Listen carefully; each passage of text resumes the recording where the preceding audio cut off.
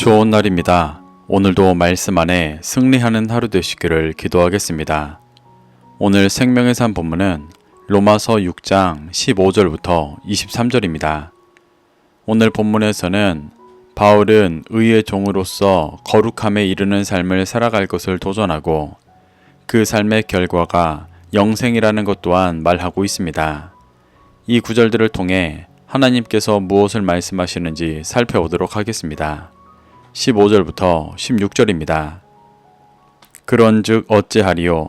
우리가 법 아래 있지 아니하고 은혜 아래 있으니 죄를 지으리요? 그럴 수 없느니라. 너희 자신을 종으로 내주어 누구에게 순종하든지 그 순종함을 받는 자의 종이 되는 줄을 너희가 알지 못하느냐? 혹은 죄의 종으로 사망에 이르고 혹은 순종의 종으로 의에 이르느니라. 어제 본문에서 바울은 로마 교회에게 너희가 법 아래 있지 않고 은혜 아래 있어 죄가 주장하지 못한다고 말했었습니다.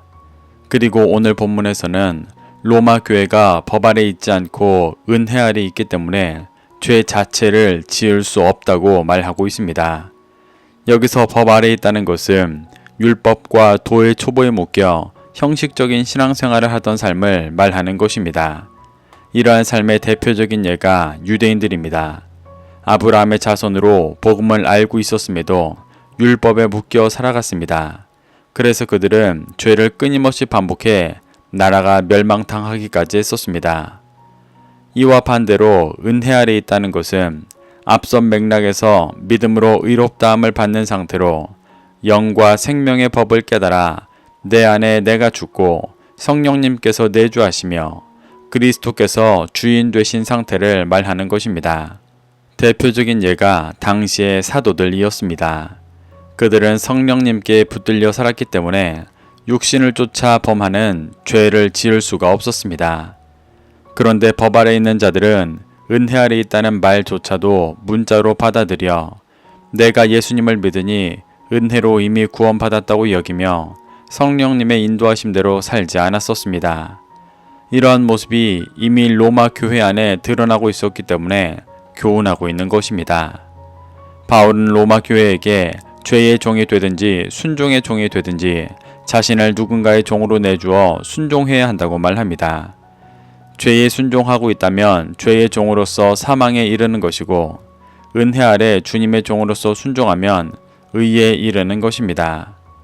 바울이 편지하는 로마 교회의 많은 성도들의 현실이 예수님을 믿는다고 하지만 법 아래 있어 서로 다투며 죄의 종으로 살아가 사망을 향해 가고 있었습니다. 바울은 거기에서 나와 예수님께서 보여주신 참된 구원의 길을 쫓도록 인도하고 있는 것입니다. 17절부터 19절입니다. 하나님께 감사하리로다. 너희가 본래 죄의 종이더니 너희에게 전하여 준 바 교훈의 본을 마음으로 순종하여 죄로부터 해방되어 의에게 종이 되었느니라. 너희 육신이 연약함으로 내가 사람의 예대로 말하노니 전에 너희가 너희 지체를 부정과 불법에 내주어 불법에 이른 것 같이 이제는 너희 지체를 의에게 종으로 내주어 거룩함에 이르라. 바울은 로마 교회가 원래 죄의 종이었지만 자신이 전해준 교훈의 본을 마음으로 순종하여 죄로부터 해방돼 의에게 종이 되었다고 말합니다. 여기서 본래 죄의 종이었다는 말은 하나님의 존재를 알지 못하던 이방인의 상태를 말하는 것이 아니라 예수님을 알아 그리스도인이 되었음에도 율법과 도의 초보를 쫓고 있는 상태를 말하는 것입니다. 바울은 갈라디아서 4장에서 모든 자들이 복음을 처음 들어 영적으로 어렸을 때는 초등학문 아래 종노릇하는 상태라고 말합니다. 바울은 로마 교회가 이러한 상태였는데 사도들이 깨달은 예수 그리스도의 말씀인 교훈의 본을 전해서 마음으로 순종해 의의 종이 되게 하였습니다. 그런데 그들이 다시 초등학문 아래 죄의 종노릇하던 율법 아래로 돌아가고 있었기 때문에 교훈하고 있는 것입니다. 17절과 18절을 오해하면 이미 로마 교회가 성숙하여 의의 종이 되었다고 볼 수 있습니다. 그렇다면 19절에서 너희 지체를 의에게 종으로 내주어 거룩함에 이르라고 다시 말하는 것이 모순이 됩니다.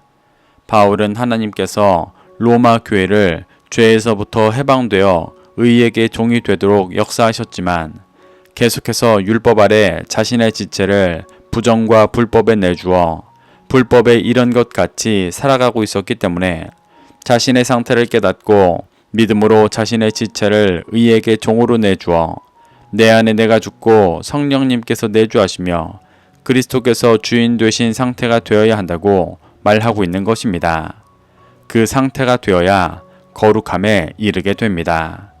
20절부터 21절입니다. 너희가 죄의 종이 되었을 때에는 의에 대하여 자유로웠느니라. 너희가 그때 무슨 열매를 얻었느냐? 이제는 너희가 그 일을 부끄러워하나니 이는 그 마지막이 사망임이라. 바울은 죄의 종들은 의에 대하여 자유롭다고 말합니다. 이는 죄를 짓고도 거리낌 없고 자신의 죄악된 상태도 모르는 모습을 말하는 것입니다. 이 모습이 복음을 듣고도 율법 아래 죄의 종으로 살아가는 지금의 로마 교회를 말하는 것입니다. 그래서 바울은 로마 교회가 죄의 종으로 살아갈 때 무슨 열매를 얻었었는지 묻습니다. 그들이 자신의 삶을 돌아봐 예수 그리스도를 믿고 맺고 있는 열매가 성령의 열매가 아니라 서로 자신이 옳다고 주장하는 다툼이며 율법 아래에서 진리로부터 더욱 멀어지고 있는 형식적인 신앙생활일 뿐이라는 것을 깨달으라고 말하는 것입니다. 21절에서 말하는 죄의 종으로 살아간 열매인 사망은 언젠가는 맞이하게 될 육신의 죽음을 말하는 것이 아니라 영적인 죽음을 말하는 것입니다. 죄의 종이 되어 의에 대하여 자유롭게 사는 자들은 자신이 영적으로 죽은 줄도 모르고 살아갑니다. 그래서 바울은 그러한 영적인 실체를 깨닫고 사망을 향해 가는 삶을 부끄러워하며 돌이켜 그리스도 안에 영생을 얻어야 한다고 도전하고 있습니다. 22절부터 23절입니다. 그러나 이제는 너희가 죄로부터 해방되고 하나님께 종이 되어 거룩함에 이르는 열매를 맺었으니 그 마지막은 영생이라. 죄의 삭은 사망이요 하나님의 은사는 그리스도 예수 우리 주 안에 있는 영생이니라. 바울은 로마 교회를 향해 너희가 죄로부터 해방되고 하나님께 종이 되어 거룩함에 이르는 열매를 맺었다고 말합니다. 로마 교회는 하나님의 종이 되어 사도를 통해 전해들은 교훈의 본 예수 그리스도의 말씀으로 율법 아래 있던 죄악에서 벗어나 참된 복음 안에 들어가는 거룩함의 열매를 맺었습니다. 그래서 이제 더 이상 죄의 종으로 돌아가지 말고 결국 사망이 아닌 영생을 얻으라고 말하고 있습니다. 여기서 말하는 영생은 21절에서 말했던 사망의 반대 개념으로 육신이 영원히 산다는 것을 말하는 것이 아니라 죽어있는 영이 부활하여 영원한 하나님의 나라에서 주님과 함께 거하게 되는 것을 말하는 것입니다. 이것이 다시 오실 주님을 기다리는 그리스도인들의 최종적인 소망이었습니다. 바울은 로마교회 성도들이 죄의 종이 아니라 믿음으로 의의 종이 되어 이 영생을 누리라고 도전하고 있는 것입니다. 그래서 마지막으로 죄의 삭은 사망이요 하나님의 은사는 그리스도 예수 안에 있는 영생이라고 강조합니다. 표면적인 율법을 지키며 죄의 종으로 살아가는 지금의 상태의 열매는 영적인 사망뿐이지만 그리스도 안에 있는 주의 뜻을 믿고 행하는 의의 종으로 살아가는 열매는 영원한 생명이라고 도전하는 것입니다.